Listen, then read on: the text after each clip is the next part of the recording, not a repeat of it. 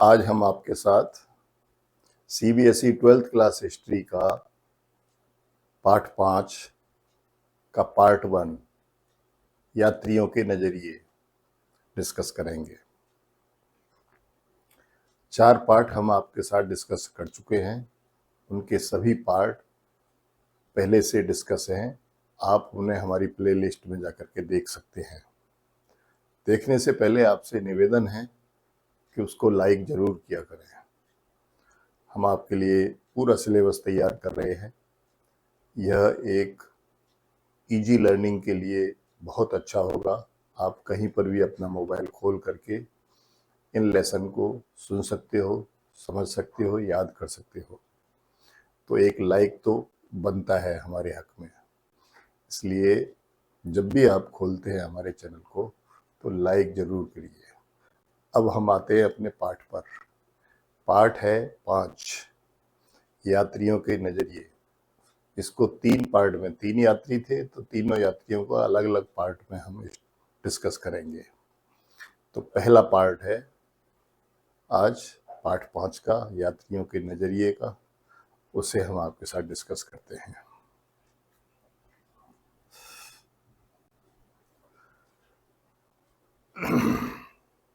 ये पाठ प्रत्यय है, यात्री, यात्रा और वृत्तांत। इस पाठ के अंदर हम पढ़ेंगे। दूसरा, अलबरूनी तथा किताब उल हिंद, ख्वारिज़्म से पंजाब तक उसकी यात्रा और किताब उल हिंद के बारे में हम पढ़ेंगे। अलबरूनी के बारे में पढ़ेंगे तथा किताब उल हिंद के बारे में पढ़ेंगे। इब्न बतूता का रिहला। इब्न बतूता एक आरंभिक विश्व यात्री, एकाकी यात्री, जिज्ञासा का उपभोग, इब्न बतूता के पथ चिन्हों पर अन्य यात्री। फ्रांसवा बर्नियर एक विशिष्ट चिकित्सक, उसकी पूर्व और पश्चिम की तुलना, मुगल सेना, साथ यात्रा और भारत के विषय में विचारों का निर्माण व प्रसार। इसके बाद फिर इन तीनों के विभिन्न विषयों पर विचार है। एक अपरिचित संसार की समझ, अलबरूनी तथा संस्कृतवादी परंपरा, भारत को समझने में बाधाएं और उन पर विजय, अलबरूनी का जाति व्यवस्था का विवरण और वर्ण व्यवस्था। तो अलबरूनी ने इतनी चीजें पढ़ी हैं, ये हम आपके साथ आज डिस्कस करेंगे। इब्न बतूता तथा अनजाने को जानने की उत्कंठा, नारियल तथा पान, भारतीय शहर दिल्ली और दौलताबाद, दौलताबाद के बाजार में संगीत, संचार की एक अनूठी प्रणाली। तो ये हम इब्न बतूता वाले पार्ट 2 में आपके साथ पढ़ेंगे। बर्नियर तथा अविकसित पूर्व, भूमि स्वामित्व का प्रश्न, गरीब किसान, एक अधिक जटिल सामाजिक सच्चाई, महिलाएं, दासियां, सती तथा श्रमिक। तो इस तरीके से इस पाठ के अंदर इतनी चीजों को हम आपके साथ डिस्कस करेंगे। इस पाठ को हमने 3 पार्ट में बांटा है। पहले पार्ट में, दूसरे पार्ट में हमने इब्न बतूता को लिया है और तीसरे पार्ट में हमने फ्रांसवा बर्नियर को लिया है।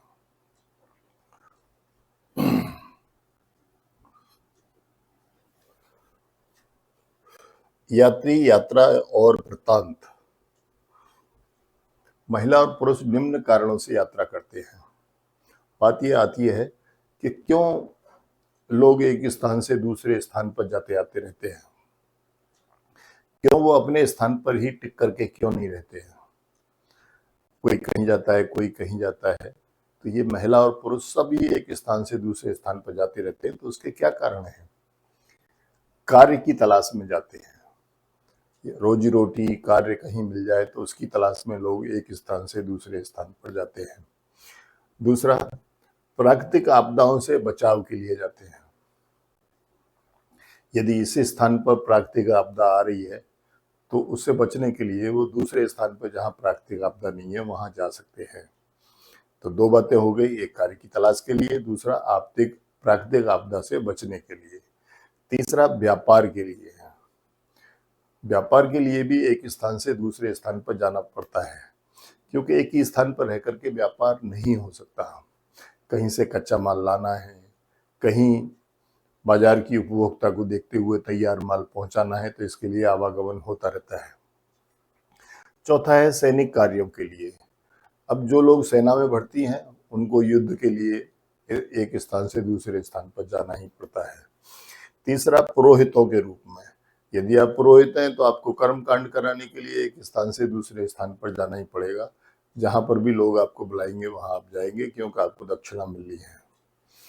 दूसरा, तीर्थ यात्रा के लिए, यदि लोग एक स्थान से दूसरे स्थान पर तीर्थ यात्रा के लिए जाते हैं, क्योंकि जो तीर्थ स्थल है वो तो घर के पास नहीं हो सकते, वो तो दूर है, तो अपनी आस्था को दिखाने के लिए लोग तीर्थ यात्रा के लिए भी जाते हैं।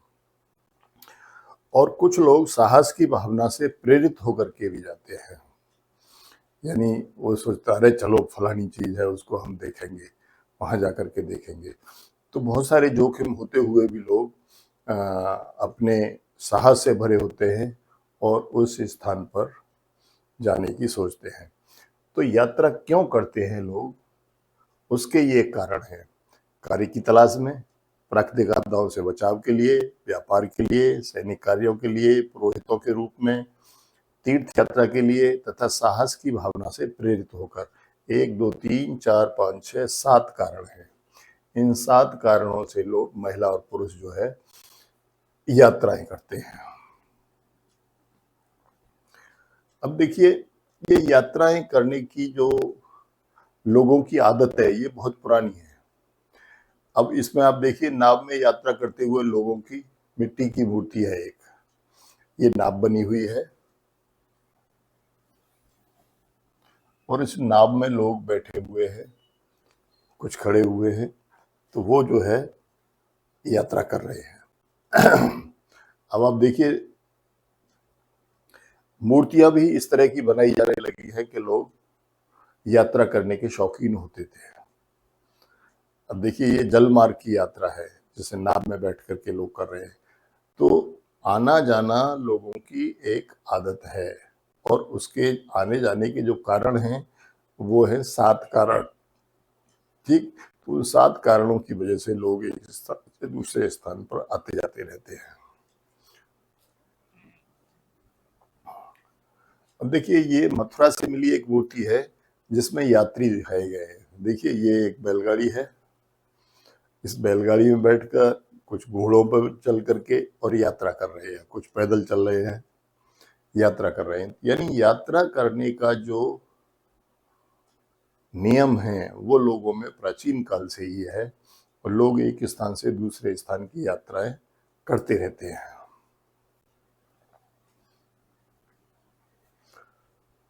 नए स्थान पर बसने पर मिली भिन्नताएं, यदि यात्रा करके हम किसी नए स्थान पर जा रहे हैं तो उस नए स्थान पर क्या क्या समस्याएं आपके सामने आने वाली हैं, क्या क्या आपको वहां भिन्नताएं नजर आएंगी। देखिए, दूसरे स्थान पर जाने या बचने के बाद निम्न भिन्नताएं मिलती हैं। दूसरे स्थान पर यदि आप जाओ या वहां जाकर के बसो तो आपको ये भिन्नताएं मिलती है। वहां के भूदृश्य और भौतिक परिवेश अलग होते हैं, यानी जिस स्थान पर जाकर के आप बस रहे हो वहां के जो भूदृश्य हैं, अर्थात भूमि पर जो वहां बनावट है वो अलग अलग प्रकार की होती है, और वहां का भौतिक परिवेश भी अलग होता है। भौतिक परिवेश में सब चीज़ें आ जाती हैं, जैसे वहाँ की जलवायु है, वहाँ के लोगों का रहन सहन है, वहाँ की आवासीय व्यवस्था है, ये व्यक्ति को जिन जिन चीज़ों की जरूरत पड़ती है वो सभी चीज़ें भौतिक परिवेश में आती हैं। वहाँ के लोगों की प्रथाएं अलग होती हैं। जिस स्थान पे आप जा रहे हो ये जरूरी नहीं कि वहाँ के लोगों की प्रथाएं आपकी जैसी हों। वहाँ की प्रथाएं, वहाँ के रीति रिवाज अलग होते हैं। वहाँ की भाषा भी अलग होती है। जिस स्थान पर आप जा रहे हो ये जरूरी नहीं कि वहाँ आप जैसी भाषा हो, वहाँ की भाषा भी अलग हो सकती है। इसलिए लोग इन भिन्नताओं को या तो अपना लेते हैं या फिर ध्यानपूर्वक उन पर वृत्तांत लिखते हैं या स्मरण रखते हैं। तो यदि आप टेम्परेरी रूप से कुछ समय के लिए जा रहे हो, 2 4 10 5 दिन के लिए, तो फिर आप वहाँ की हर चीज़ों को याद रखते हो, और जब अपने स्थान पर लौट के आते हो तो वहाँ लोगों को सुनाते हो कि वहाँ इस तरह की चीज़ें थी, या फिर आप उन्हें अपनी किसी डायरी वगैरह में लिख लेते हो यदि आप पढ़े लिखे हो तो। बाकी लोगों की आस्थाएं अलग होती हैं, ठीक है। और कुछ लोग ऐसे होते हैं जो अपना अलग तरीके से जीते हैं, एंजॉय करते हैं, बस चले जाते हैं, ना वो उन चीज़ों को याद रखते हैं, ना वो उन चीज़ों को दूसरों के साथ डिस्कस करते हैं, तो उनकी आस्थाएं अलग होती हैं। वहाँ के लोगों में व्यवहार की भिन्नता भी होती है। जिस स्थान पे आप जा रहे हो, स्वाभाविक बात है वहाँ के लोगों का जो व्यवहार है वो अलग होगा, क्योंकि वो आपसे परिचित नहीं है, वो अपने हिसाब से व्यवहार करेंगे। और आप जिस स्थान से जा रहे हो वहाँ व्यवहार का तरीका अलग होता है। तो ये जो चीज़ें हैं, जब आप एक स्थान से दूसरे स्थान पर जाते हो तो वहाँ ये चीज़ें आपके सामने आती हैं, ठीक है। वहाँ के भूदृश्य भौतिक परिवेश अलग होते हैं, वहाँ के लोगों की प्रथाएं अलग होती हैं, भाषा अलग होती है, ठीक है। वहाँ की आस्थाएं अलग होती हैं, वहाँ के लोगों के व्यवहार अलग होते हैं। तो ये तमाम चीज़ें हैं, जब आप एक स्थान से दूसरे स्थान पर यात्रा करते हो तो वहाँ ये सभी समस्याएं झेलनी पड़ती हैं आपको। अब देखिए कि ये यात्रियों का रात्रि का एक समूह है। रात्रि में अग्नि के चारों ओर बैठे यात्रीगण। जब यात्रीगण पुराने समय में चला करते थे तो जहाँ पे भी रात्रि हो जाती थी वहाँ इस तरह से समूह के रूप में बैठ जाते थे। ये हुक्का चल रहा है, ठीक है, और ये सब यात्री बैठे हुए हैं और बीच में अग्नि जला रखी है। तो इस तरह से वो अपनी रात काटते थे। इसमें जागते भी रहते थे जिससे कोई चोरी चमोरी या लुटेरे वगैरह ना आ जाए, और अपना एक दूसरे से वार्तालाप भी करते रहते थे, अपनी अपनी क्षेत्र की बातें उन्हें बताया करते थे। तो इस तरीके से रात्रि में जाग करके ये यात्रीगण बैठते थे। अब देखिए अलबरूनी ने भारत की यात्रा क्यों की है। अलबरूनी जो है वो भारत की यात्रा के लिए क्यों उत्सुक था। देखिए 1017 ईस्वी में गजनी के सुल्तान महमूद ने आधुनिक उज्बेकिस्तान के ख्वारिज्म पर आक्रमण किया। किसने किया? गजनी के सुल्तान महमूद ने। कब? 1017 ईस्वी में। 1017 यानी आज से लगभग 1000 साल पहले। 1017 ईस्वी में गजनी के सुल्तान महमूद ने आधुनिक उज्बेकिस्तान के ख्वारिज्म पर आक्रमण किया। वो अपने साथ यहाँ के कई विद्वानों तक कवियों को अपनी राजधानी ले गया। अलबरूनी भी उसी में से एक था। तो ये जो गजनी का सुल्तान था महमूद, इसको जरूरत थी इस बात की कि उसके यहाँ पढ़े लिखे कलाकार लोग आए, ठीक है। तो जब वो उसने ख्वारिज्म के ऊपर आक्रमण किया, जब वहां विजय प्राप्त कर ली, तो उसने वहां से विद्वान लोगों को अपने साथ लिया। उन्हीं में से एक अलबरूनी भी था। 973 ईस्वी में अलबरूनी का जन्म ख्वारिज्म में हुआ। 973 ईस्वी में, ठीक है, यानी आज से लगभग 1000 साल पहले। और यहाँ पर उसने सबसे अच्छी शिक्षा प्राप्त की। वह कई भाषाओं का ज्ञाता, जैसे सीरियाई, फारसी, हिब्रू तथा संस्कृत, यानी 4 भाषाओं का ज्ञाता था वो उस समय पर भी, ठीक है। और उसने वहां सबसे अच्छी शिक्षा प्राप्त की। ख्वारिज्म में उसका जन्म हुआ 973 ईस्वी में, अलबरूनी का। यद्यपि अलबरूनी एक बंधक के रूप में गजनी आया था, क्योंकि उसे महमूद जो है अन्य विद्वानों के साथ लेकर के आया था, लेकिन उसे यह शहर पसंद आने लगा। गजनी उसे पसंद आने लगा और 70 वर्ष की उम्र तक उसने अपना बाकी जीवन यहीं बिताया। गजनी में ही अलबरूनी की भारत के प्रति रुचि विकसित हुई, ठीक है, क्योंकि भारत एक समृद्ध, हर प्रकार से समृद्ध देश था।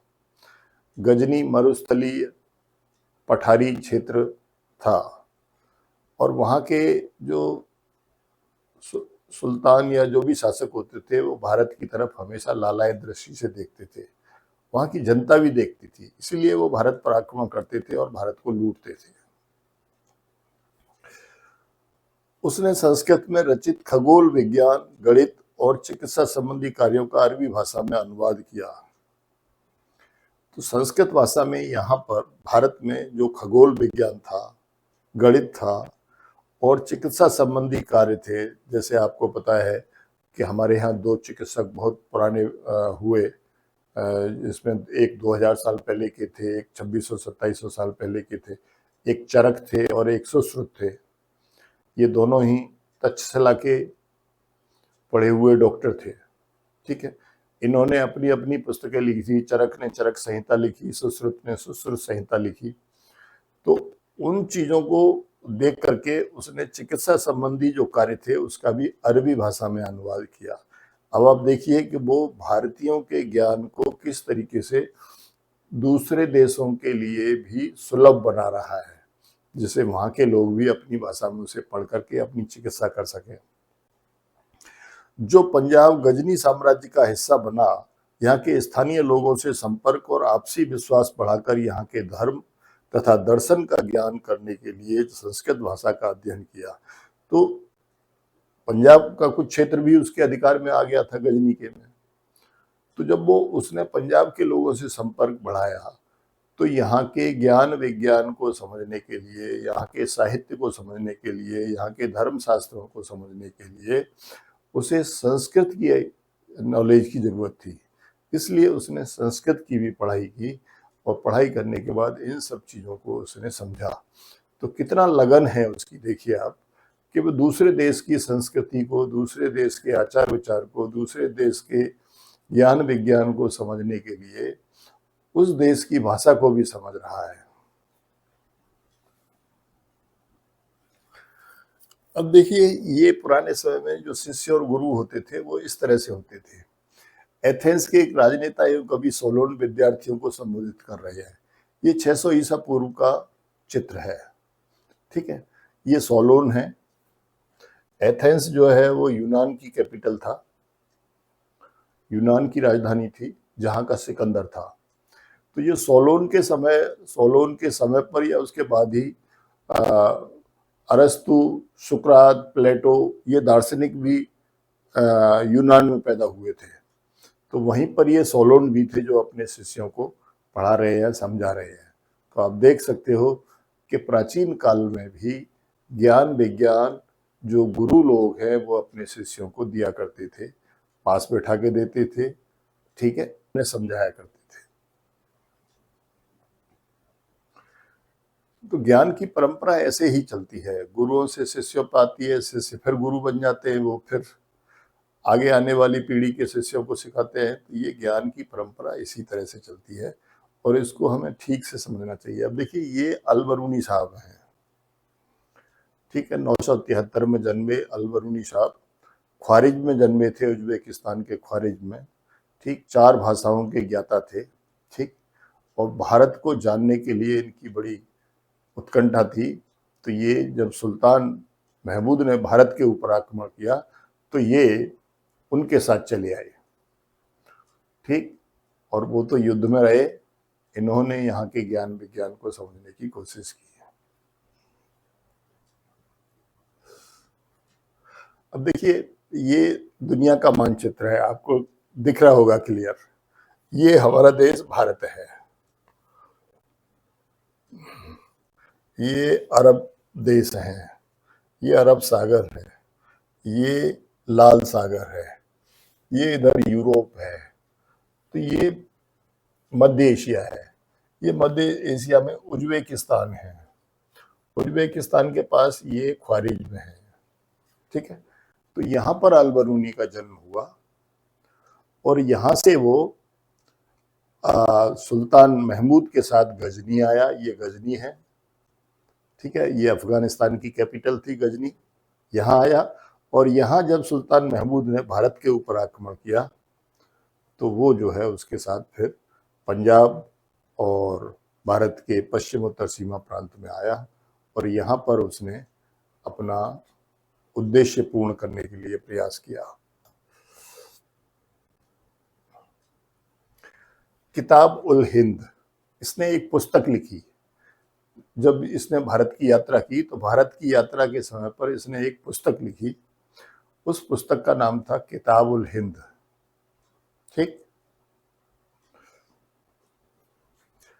अब देखिए, ये किताब उल हिंद कैसी पुस्तक थी, इसमें क्या क्या विवरण हैं, किस तरीके से विवरण हैं, ठीक है, किस चीज का ज्यादा ध्यान इसमें दिया गया है वो आप देखिए। किताबुल हिंद के बारे में बहुत पूछा जाता है, प्रश्न बहुत पूछे जाते हैं, तो आप अच्छी तरीके से इसको समझिए। किताबुल हिंद स्पष्ट और सरल अरबी भाषा में लिखी गई है। पहली बात, कौन सी भाषा में लिखी गई है? अरबी भाषा में, स्पष्ट और सरल अरबी भाषा में, जटिल अरबी भाषा में नहीं लिखी गई, यानी ऐसे शब्दों का प्रयोग किया गया है जो जन सामान्य जानता है। इसमें धर्म और दर्शन, त्योहार, खगोल विज्ञान की कीमिया, रीति रिवाज, प्रथाएं, जीवन, भारत तथा मापन की विधियां, मूर्तिकला, कानून, मापतंत्र विज्ञान आदि विषयों पर लगभग 80 अध्याय लिखे गए हैं। कितने? 80 अध्याय इस पर लिखे गए हैं इसमें। ठीक है, तो किस किस चीज के ऊपर लिखे गए हैं? धर्म और दर्शन के बारे में, भारत के त्योहारों के बारे में, भारत के खगोल विज्ञान के बारे में, यहाँ के रीति रिवाजों के बारे में, यहाँ की प्रथाओं के बारे में, और यहाँ भारत में जनजीवन कैसा है उसके बारे में, तथा जो मापन है यानी मापतौल की जो प्रणाली है भारत की उसके बारे में, यहाँ की मूर्ति कला कैसी है उसके बारे में, यहाँ के कानून, जैसे उस समय पर पुस्तकें चलती थी, स्मृतियाँ चलती थी, ठीक है, तो कानून के बारे में और मापतंत्र विज्ञान आदि विषयों पर लगभग 80 अध्याय लिखे गए हैं। ठीक है, किताबुल हिंद एक विशिष्ट शैली में लिखी गई है जिसमें तीन बातें ध्यान में रखी गई हैं। एक, प्रत्येक अध्याय एक प्रश्न से प्रारंभ होता है। उसने 80 अध्याय लिखे, तो प्रत्येक अध्याय में वो सबसे पहले एक प्रश्न करता है और संस्कृतवादी परंपराओं पर आधारित वर्णन किया जाता है। अंत में वो उस प्रश्न का उत्तर भारतीय ज्ञान विज्ञान के आधार पर देता है और अंत में अन्य संस्कृतियों के साथ उसकी तुलना करता है। तो 3 बातें हैं हर अध्याय में। पहले वो प्रश्न करता है, फिर उसका उत्तर भारतीय ज्ञान विज्ञान के आधार पर देता है, फिर दूसरे देशों के ज्ञान विज्ञान से उसकी तुलना करता है।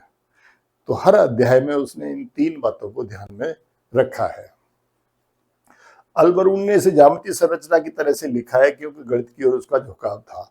अल-बरूनी गणित के बारे में ज्यादा ज्ञान रखता था, इसलिए उसकी जो लेखनी है, उसका जो लिखने का तरीका है वो गणित के आधार पर ही है, गणित जैसा ही है। तो पहले प्रश्न करना, उसके बाद भारतीय ज्ञान विज्ञान का भारतीय भाषाओं के हिसाब से जवाब देना और उसके बाद अन्य देशों के साथ उसकी तुलना करना। यह पुस्तक अल-बरूनी ने सीमांत क्षेत्र में रहने वाले लोगों के लिए लिखी थी। जो सीमा के पास जो लोग रहते हैं उनके लिए उसने ये पुस्तक लिखी थी, क्योंकि वह संस्कृत पालिता प्राकृत ग्रंथों के पहले हुए अनुवादों से परिचित था, जिनमें दंत कथाओं, खगोल विज्ञान, चिकित्सा संबंधी जानकारी दी गई थी। ठीक है, तो पहले भी बहुत सारी जो पुस्तकें थी वो संस्कृत पालिता प्राकृत में उसके अनुवाद हो रखे थे, तो वो उन्हें पढ़ता था। तो उनमें बहुत सारी दंत कथाएं होती थी, यानी जो मौखिक रूप से लोग बातें एक दूसरे से करते रहते हैं, और खगोल विज्ञान और चिकित्सा संबंधी जानकारी भी दी गई थी। तो वो इन सब चीज़ों से परिचित था, इसलिए उसने ये पुस्तक भी जो सीमा के आसपास रहने वाले लोग थे उनके लिए लिखी थी। लेकिन अल-बरूनी इन ग्रंथों को पसंद नहीं करता था, इसलिए उसने अपने अनुवाद में सुधार करना चाहा। जो ग्रंथ उसने पहले पढ़ रखे थे, वहाँ ऑलरेडी जो उपलब्ध थे, उन ग्रंथों को वो पसंद नहीं करता था, तो वो उनसे अच्छा लिखना चाहता था, उनसे ज़्यादा गहराई में जाना चाहता था और प्रमाणित ज्ञान देना चाहता था। इसलिए उसने अपने अनुवाद में सुधार किया। तो आपने देखा किताबुल हिंद के 80 अध्याय हैं, उसमें भारत की तमाम चीज़ें, रीति रिवाज, प्रथाएं, भारत का जीवन, भारत का खगोल विज्ञान, त्योहार, धर्म और दर्शन, मूर्तिकला, कानून, विज्ञान, मापतंत्र और चिकित्सा संबंधी जो साहित्य था उसका भी उसने अध्ययन किया। और प्रत्येक अध्याय में 3 बातें उसने लिखी। पहले वो प्रश्न करता था, फिर उसका भारतीय ज्ञान विज्ञान के आधार पर उसका उत्तर देता था और फिर उसकी अन्य देशों के ज्ञान विज्ञान के साथ तुलना करता था। तो इस तरह से उसने लिखा और ये पुस्तक उसने सीमांत क्षेत्रों में रहने वाले लोगों के लिए लिखी थी क्योंकि वहाँ पर जो पुस्तकें उपलब्ध थी वो उच्च कोटि की नहीं थी, तो उसने ये प्रयास किया था कि वो अपनी पुस्तक में सभी तरह का ज्ञान बढ़िया तरीके से दे।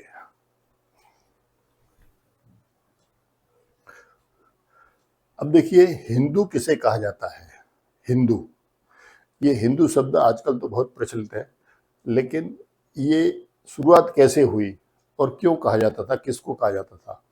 5वीं 6वीं सदी ईसा पूर्व में प्रयोग होने वाले एक प्राचीन फारसी शब्द, जिसका प्रयोग सिंधु नदी के पूर्व के क्षेत्र के लोगों के लिए होता था, उन्हें हिंदू कहते थे। यानी 5वीं 6वीं सदी ईसा पूर्व, 500-600 ईसा पूर्व के आसपास जो सिंधु नदी है,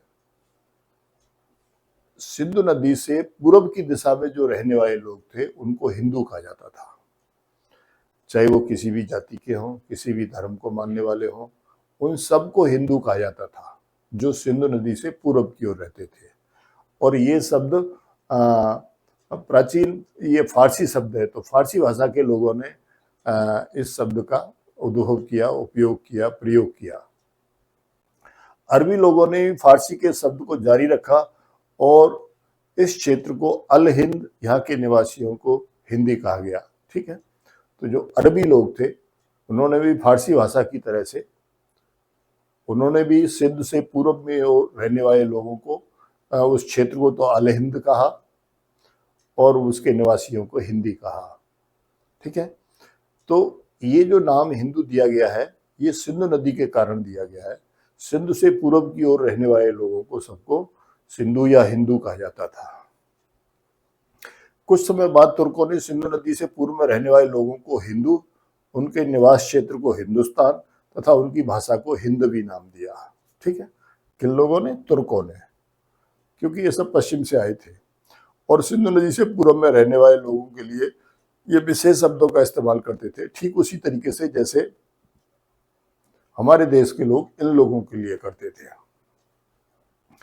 प्रारंभ में यह शब्द धार्मिक पहचान का प्रतीक नहीं था। प्रारंभ में यह धार्मिक पहचान का प्रतीक नहीं था, क्योंकि कोई भी व्यक्ति हो जो सिंधु नदी के पूर्व में रह रहे हैं, ठीक है, वो सभी हिंदू हैं। धार्मिक संदर्भ में इसका प्रयोग बहुत बाद में हुआ। धार्मिक संदर्भ में तो आजकल होता है। ठीक है, तो 500-600 ईसा पूर्व से प्रारंभ हुआ ये शब्द। ठीक है, और आज ये बहुतायत में प्रयोग होता है। तो आपकी समझ में आ गया होगा कि हिंदू कौन होता है। हिंदू नाम जो है वो फारसी भाषा में पहले दिया गया, उसके बाद अरबी भाषा में दिया गया, फिर तुर्कों ने जो है इसको हिंदी, हिंदू, हिंदुस्तान कहना शुरू कर दिया। ठीक है,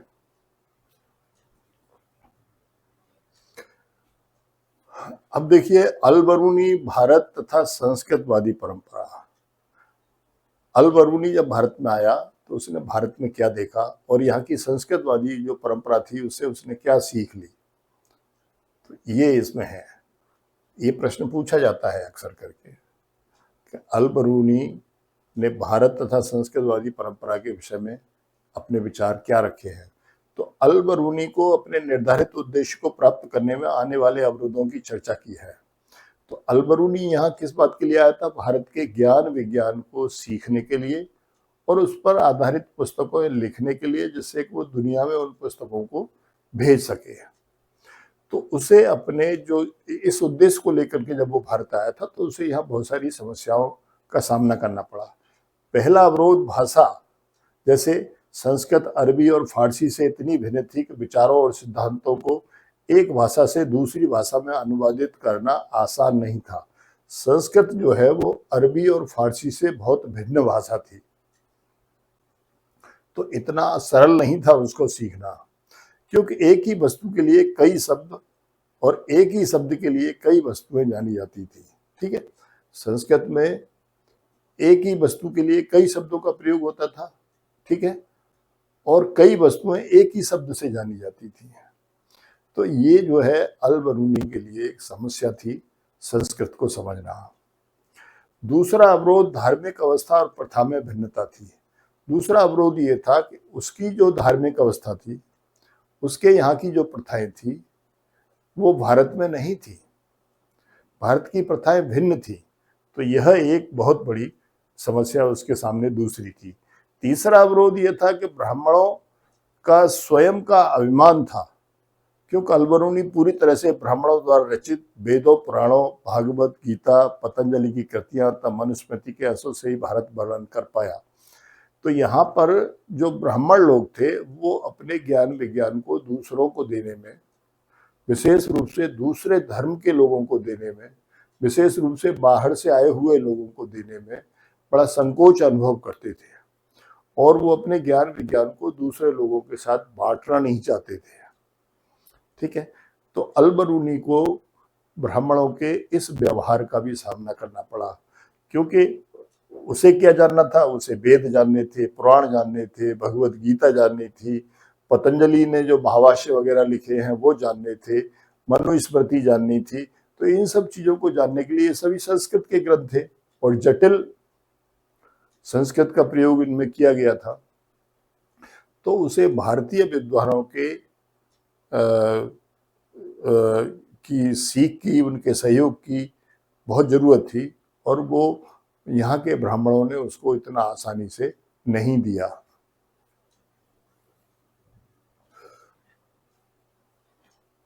अब देखिए, अलबरूनी जब यहाँ आया तो उसने यहाँ की जाति व्यवस्था का विवरण किया है। यहाँ की जाति व्यवस्था के बारे में अलबरूनी ने लिखा है। तो देखिए क्या लिखा है। अलबरूनी भारत की जाति व्यवस्था को अनोखी नहीं मानता था। वह प्राचीन फारस के चारों वर्गों का विवरण देते हुए इस्लाम में सभी लोगों को समान माना जाता है और भिन्नताएं केवल धार्मिकता के पालन में हैं, इसका भी वर्णन करता है। तो अलबरूनी भारत की जो जाति व्यवस्था थी उसको कोई अनोखी चीज नहीं मानता था, क्योंकि फारस में भी इसी तरह से 4 वर्ग थे। ठीक है, तो लेकिन वहां पर ये चारों वर्ग जो है धार्मिक रूप से ये चारों वर्ग में से समान होते थे, लेकिन जो भिन्नताएं उनमें होती थी वो धर्म के पालन में होती थी। ठीक है, तो इसी तरह से 4 वर्ग भारत में भी थे। तो वो यहाँ की जो वर्ण व्यवस्था थी उससे बहुत ज्यादा प्रभावित नहीं हुआ, क्योंकि ऐसा फारस में भी होता था, यानी जो ईरान है आजकल।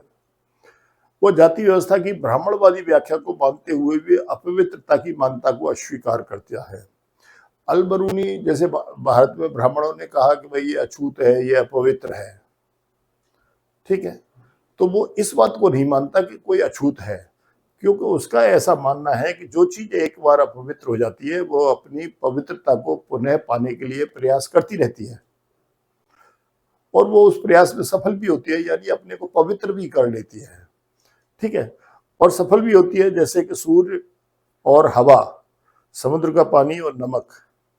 तो ये उसने उदाहरण दिए है कि जब प्रकृति ऐसी है, सूर्य भी अपने आप को साफ सुथरा करता है, हवा भी अपने को साफ सुथरा करने के लिए एक स्थान से दूसरे स्थान पर भागती रहती है, समुद्र का पानी भी निरंतर अपने को साफ करता है, समुद्र के पानी में नमक पाया जाता है, वो भी इसी बात के लिए है कि वहाँ के पानी को साफ किया जाए। तो जब प्रकृति में ये व्यवस्था है कि यदि कोई चीज गंदी हो गई तो वो साफ होने के लिए प्रयास करती है, तो यहाँ के जो अछूत थे, जो अपवित्र लोग थे, वो पवित्र क्यों नहीं हो सकते थे, इस बात से अलबरूनी सहमत नहीं था। ब्राह्मणों की इस व्यवस्था से वो सहमत नहीं था। अगला, वो कहता है कि पृथ्वी पर यदि पवित्र न होता तो जीवन असंभव हो जाता। उसका मानना है कि पृथ्वी पर बहुत सारी चीजें अपवित्र हैं, लेकिन वो पवित्र होती रहती हैं, और यदि वो पवित्र नहीं होती तो अपवित्रता और ज्यादा बढ़ती चली जाती है। ठीक है, और भारतीय जाति व्यवस्था में अपवित्रता की अवधारणा प्रकृति के नियमों के विरुद्ध है। इसलिए उसका ऐसा मानना था कि भारत में ये जो अपवित्रता की धारणा है कि ये चंडाल है, ये जो है अछूती रहेंगे, या निम्न वर्ग के लोग हैं, सफाई कर्मी हैं, जो गंदे कार्य करते हैं वो अपवित्र ही रहेंगे। तो इस बात को अलबरूनी नहीं मानता था। उसके ऐसे विचार संस्कृत ग्रंथों के अध्ययन से बने, न कि समाज को संचालित करने वाले सामाजिक आचार विचार से। तो जो संस्कृत ग्रंथों का जब उसने अध्ययन किया तो उसमें जब ये सब बातें लिखी हुई थी कि हर एक वर्ण के अलग अलग कर्तव्य थे और वो उन्हीं को करते थे, और दूसरा समाज उन्हें इसे हेय दृष्टि से देखता था, तो ये बात उसको वो सामाजिक आचार विचार से नहीं समझ पाया, बल्कि ग्रंथों के अध्ययन से उसकी एक धारणा बनी। क्योंकि अंत्यज लोग सामाजिक प्रताड़ना तो सहते हैं, लेकिन ग्रामीण श्रम के लिए सदैव उपलब्ध रहते हैं। अब जो अंत्यज लोग हैं, यानी जो निम्न वर्ग के लोग हैं, ठीक है, उनके ऊपर समाज में लोग तमाम तरीके के अत्याचार करते हैं। जैसे उन्हें अपने कुओं से पानी नहीं लेने देते, उन्हें दूर रखते हैं, अछूत उन्हें देखते नहीं है, सब कुछ है। लेकिन जब उन्हें अपनी कृषि कार्य के लिए मजदूरों की जरूरत पड़ती है तो वो उन्हीं की तरफ भागते हैं और उन्हें अपने कार्य में लगाते हैं और उसका भुगताना भी करते हैं। तो ये चीज जो है अल-बरूनी नहीं समझ पाया। तो भारत की ये जो व्यवस्था थी, इसे अल-बरूनी नहीं समझ पाया, क्योंकि उसने व्यवहार नहीं देखा, उसने केवल पुस्तकें देखी, पुस्तकों की व्यवस्था देखी, सामाजिक आचार व्यवहार की व्यवस्था उसने नहीं देखी। इस प्रकार पाठ 5 का अल-बरूनी जो यात्री है उसके द्वारा किए गए विवरण, जो मुख्य विवरण है, वो आपके सामने मैंने डिस्कस किए हैं। ठीक है, अब अगले में हम इम्रबतूता पढ़ेंगे। ठीक है, तो आज के लिए बस इतना ही। जब आप इस वीडियो को देखें तो लाइक जरूर करें। जय हिंद।